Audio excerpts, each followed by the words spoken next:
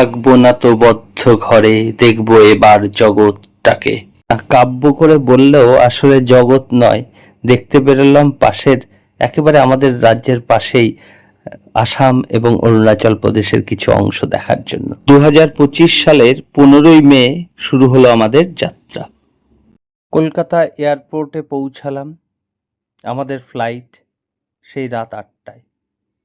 ফলে আপাতত কিছু ফটো সেশন সামলে গুয়াহাটিগামী বিমানে চেপে বসলাম এবং 10:30টার সময় সেই বিমান আমাদেরকে গুয়াহাটি নামালো।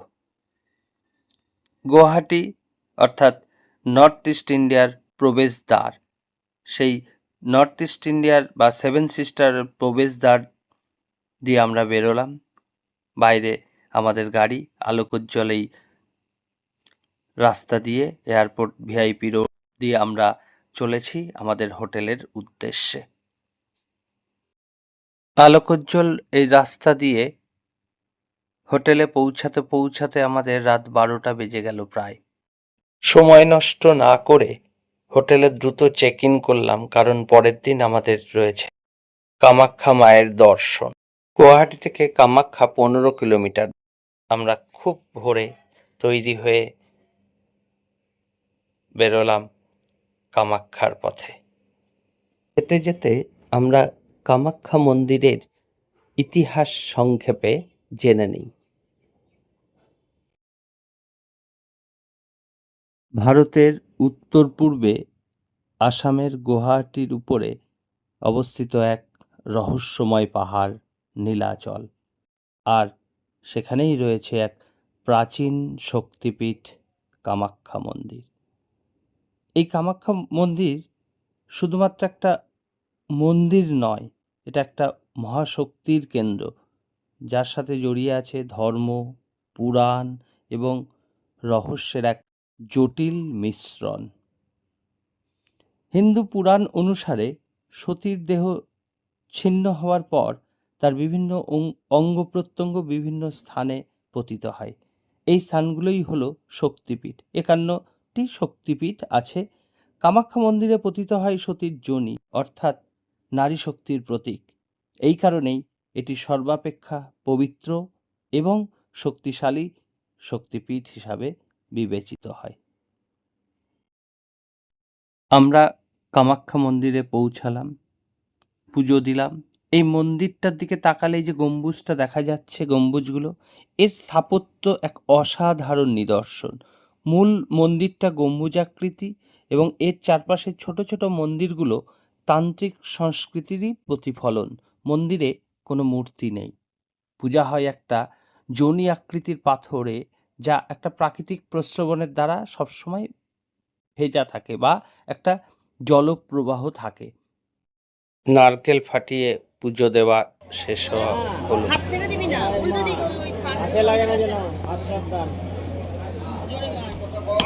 আরে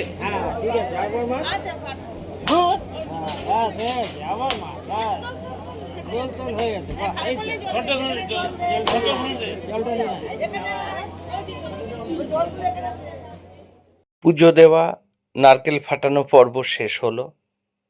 এবার আমরা মন্দিরটা চারপাশে প্রদক্ষিণ করলাম। মন্দিরের অসাধারণ স্থাপত্য, গঠনশৈলী, ভক্তবৃন্দের মেলা এবং দর্শনার্থীদের বিরাট লাইন, সব কিছু দেখলাম ঘুরে ঘুরে। জানলাম প্রতি বছর জুন মাসে এখানে অনুষ্ঠিত হয় অম্বুবাচী মেলা, যখন বিশ্বাস করা হয় যে মা কামাখ্যা ঋতুমতী হন। এই সময় মন্দির বন্ধ থাকে শুনলাম 3 দিন। চতুর্থ দিন হাজার হাজার ভক্ত ভিড় করেন দেবীর দর্শনে। এই অনুষ্ঠান নারী শক্তি ও উর্বরতার পুজোর এক জীবন্ত উদাহরণ। কামাখ্যা মন্দির তন্ত্র সাধনার অন্যতম কেন্দ্র। বহু তান্ত্রিক, সাধক, সন্ন্যাসী এখানে সাধনা করে। এটা এমন একটা স্থান যেখানে ধর্ম ও তন্ত্রের মিলনে সৃষ্টি হয়েছে এক গূঢ় রহস্য। কামাখ্যা মন্দির তাই শুধুমাত্র একটা তীর্থক্ষেত্র নয়, এটা একটা নারী শক্তির প্রতীক, যেখানে জীবন, সৃষ্টি ও শক্তির মিলন ঘটে। ধর্ম, পুরাণ ও বাস্তবতার মাঝখানে দাঁড়িয়ে থাকা এই মন্দির আজও মানুষের বিস্ময়ের কারণ। মন্দির দর্শন শেষে আমরা রওনা দিলাম। এবার আমাদের গন্তব্য একশৃঙ্গ গন্ডারের বাসভূমি অর্থাৎ কাজিরাঙা অভয়ারণ্য। স্যাফরন মাল্টিকুইজিন রেস্টুরেন্ট, এখানে আমরা ব্রেকফাস্ট সেরে নিলাম। ব্রেকফাস্ট সেরে আবারও রওনা দিলাম। গৌহাটি থেকে কাজিরাঙার দূরত্ব বাই রোড প্রায় 215 কিলোমিটার। আমরা ন্যাশনাল হাইওয়ে 37, যেটাকে আসাম ট্র্যাঙ্ক রোডও বলে, সেই রাস্তা ধরে যাচ্ছি। কাজিরাঙার এন্ট্রি পয়েন্ট হচ্ছে কোহরা, সেই কোহরার উদ্দেশ্যে যাব আমরা। পথে আমরা দেখে নেব নওগাঁতে বিশ্বের বৃহত্তম শিবলিঙ্গের আদলে তৈরি মন্দির, মহামৃত্যুঞ্জয় মন্দির, যা গুয়াহাটি থেকে 120 কিলোমিটার দূরে আসামের নওগাঁ জেলাতে অবস্থিত। এই পবিত্র মন্দিরটা 2003 সালে আচার্য ভৃগুগিরি মহারাজ প্রতিষ্ঠা করেন। কথিত আছে এখানে গুরু শঙ্করাচার্য মহামৃত্যুঞ্জয় মন্ত্র পাঠ করতেন। 126 ফুট উচ্চতার এই শিবলিঙ্গর আদলে গঠিত মন্দিরটি বিশ্বের সর্ববৃহৎ শিবলিঙ্গ বা মন্দির, যা 2021 সালের 22শে ফেব্রুয়ারিতে প্রাণ প্রতিষ্ঠা মহোৎসব উপলক্ষে 22শে ফেব্রুয়ারি থেকে 25শে ফেব্রুয়ারি পর্যন্ত মহোৎসব চলে, যেখানে দেশের স্বরাষ্ট্রমন্ত্রী অমিত শাহজি, আসামের মুখ্যমন্ত্রী এবং অন্যান্য বিভিন্ন অতিথিবর্গ উপস্থিত ছিলেন। গুরু শঙ্করাচার্য এখানে যে মহামৃত্যুঞ্জয় মন্ত্র পাঠ করতেন তার নির্দেশিকা দেখা যাচ্ছে। এই মন্দির সাধারণ দর্শনার্থীদের জন্য উন্মুক্ত হয় 2021 সালের 26শে ফেব্রুয়ারি থেকে। মন্দির দর্শন সমাপ্ত করে আবার আমরা বেরিয়ে পড়লাম।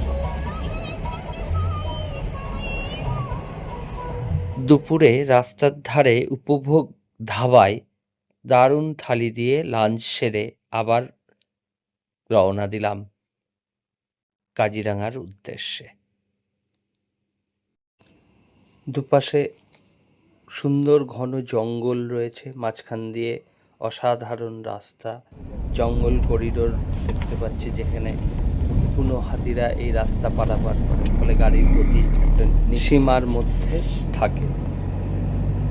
এই অসাধারণ রাস্তাটা দিয়ে যেতে যেতে আমরা কিন্তু বেশ কিছু প্রাণী দেখতে পেলাম, যেমন একশৃঙ্গ গন্ডার, হাতি, অসংখ্য হরিণ।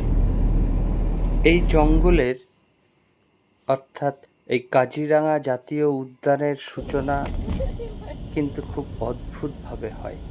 1905 সালে ব্রিটিশ ভারতে আসামের গভর্নর লর্ড কার্জনের স্ত্রী মেরি কার্জন এই অঞ্চলে গন্ডার দেখতে এসে তিনি ব্যর্থ হন, মানে কোনো গন্ডার দেখতে পান না। তিনি গভর্নরকে অনুরোধ করেন এই এলাকাটাকে সংরক্ষিত অঞ্চল হিসাবে ঘোষণা করার।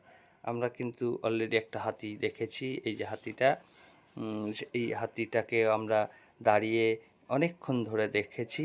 তারপরে আমরা একটা গন্ডারকেও যে গন্ডার দেখতে এসে ব্যর্থ হয়েছিলেন, আমরা সেই গন্ডারটাও দেখেছি। ট্রি ব্রেকের জন্য এখানে একটু দাঁড়িয়েছিলাম।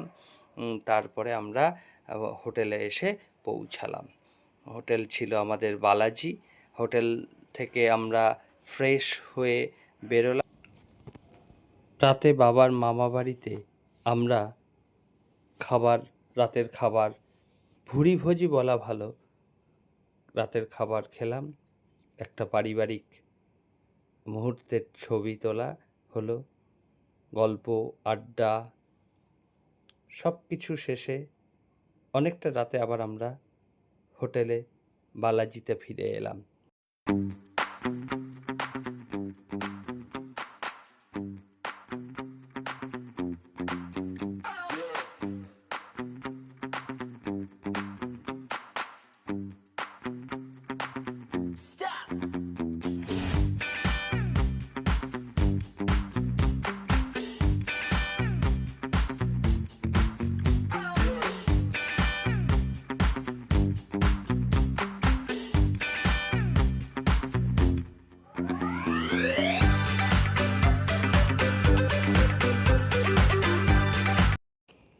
আজ সকালে আমাদের জঙ্গল safari, jeep safari, jeep ready.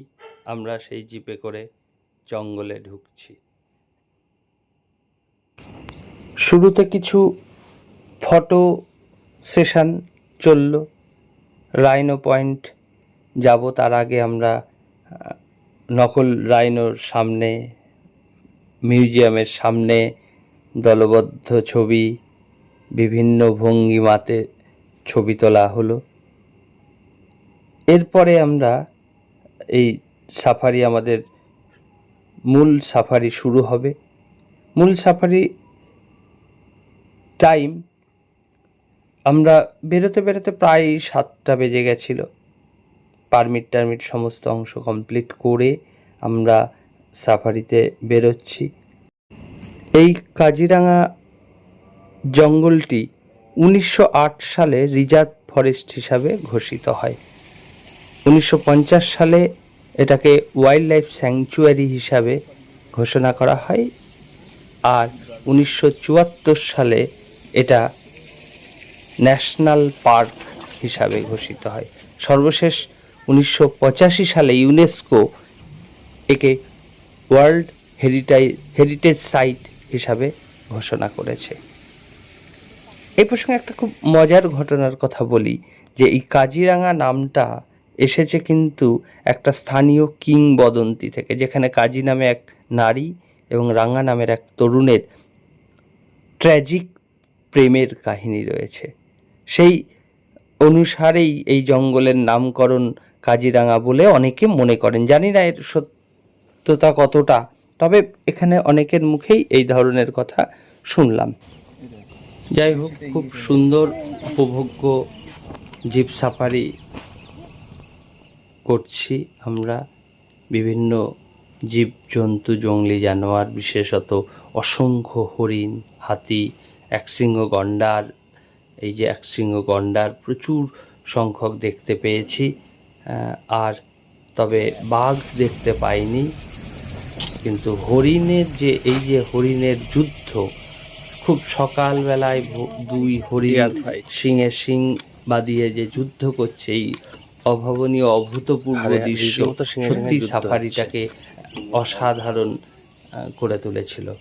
আমরা এই সাফারিটাতে এই একটা দৃশ্যকে আজীবন মনে রাখতে পারবো।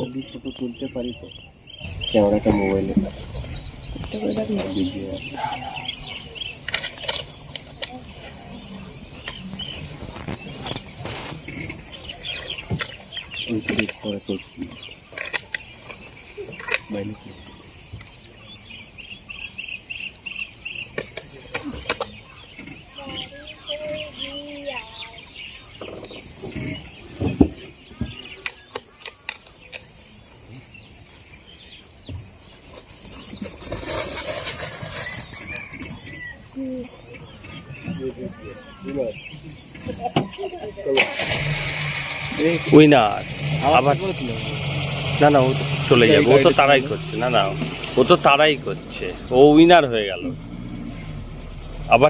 আবার ছাড়বে না, আবার দৌড়াচ্ছে, আবার মারবে। হ্যাঁ, চলে যাবে এবার ওই ইয়ার মধ্যে ঢুকে যাবে। মিহি লেক,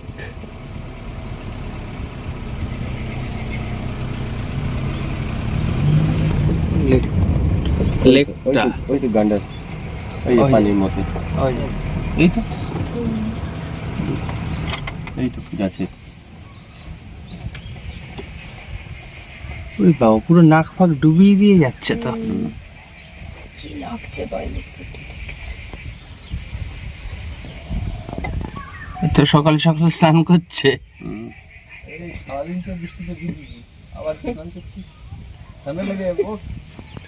স্নান করি না, ওই পাশে এসে উঠবে।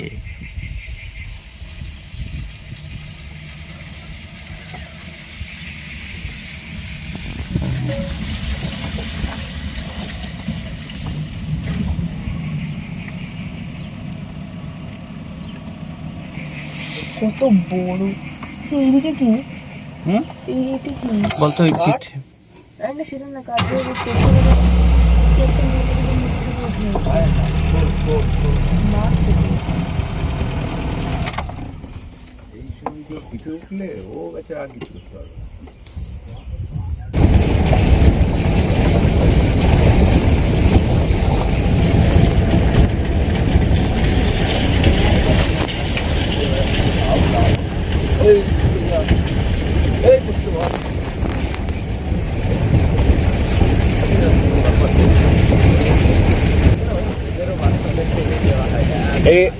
এইগুলো হচ্ছে টাস্কার হাতি। এই দেখ, এই হাতিটাকে দেখ, এই হাতিটা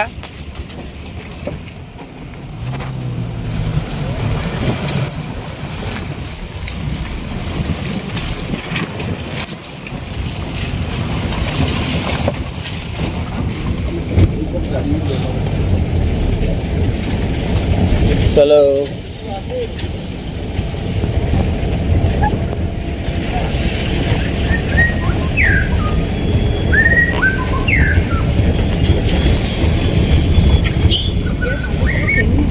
হ্যালো,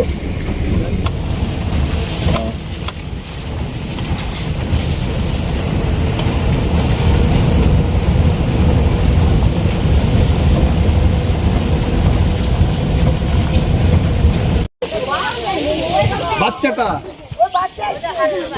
এই হাতিটার বাচ্চা আছে।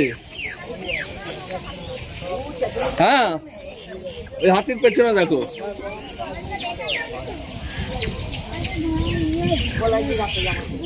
সাফারি শেষ হলো, আমরা এবার ফিরছি। মোটামুটি আমরা এই সাফারিটা করতে আমাদের সময় লাগলো 2.5 ঘন্টারও বেশি। মানে আমরা সাফারি স্টার্ট করতে 7:10-15 বেজেছিল, আর প্রায় 10টার কাছাকাছি আমরা জঙ্গল ছেড়ে বেরিয়ে যাচ্ছি। আমরা এবারে জঙ্গল থেকে বেরিয়ে কোহরা বাজারে ব্রেকফাস্ট করব এবং তারপরে হোটেলের অভিমুখে বালাজি হোটেলে আমরা ফিরব।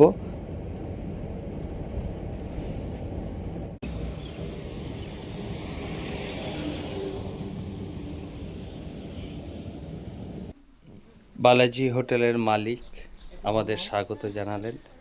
আমাদের বেরোনোর পূর্ব মুহূর্তে এই যে গাড়ি রেডি, ফটোগ্রাফার আমাদের টিমের সর্বজ্যেষ্ঠ গ্রুপ ছবি তুলছেন আমার ভাই। এই দুটো গাড়িতেই এবার আমরা আগামী কয়েকটা দিন ঘুরব এবং গাড়িটা শেষ পর্যন্ত আমাদের আবার গুয়াহাটি এয়ারপোর্টে ছেড়ে যাবে। আমরা এখন এই রাস্তা দিয়ে, বালাজির সামনের এই রাস্তা দিয়ে, মেইন রাস্তাটা কোহরা বাজারের অভিমুখে যে রাস্তাটা গেছে সেই রাস্তাটাই উঠবো। ঠিক আছে, তুমি ঘুরবে আমাদের সাথে। একেবারে কোহরা তথা কাজিরাঙ্গাকে বাই বাই করে অরুণাচলের উদ্দেশ্যে রওনা দেবো। আমাদের পরবর্তী গন্তব্য ভালুকপং হয়ে বমডিলা। ধন্যবাদ সবাইকে, আবার দেখা হবে দ্বিতীয় পর্ব বমডিলা ও ভালুকপং ভ্রমণে। Smile good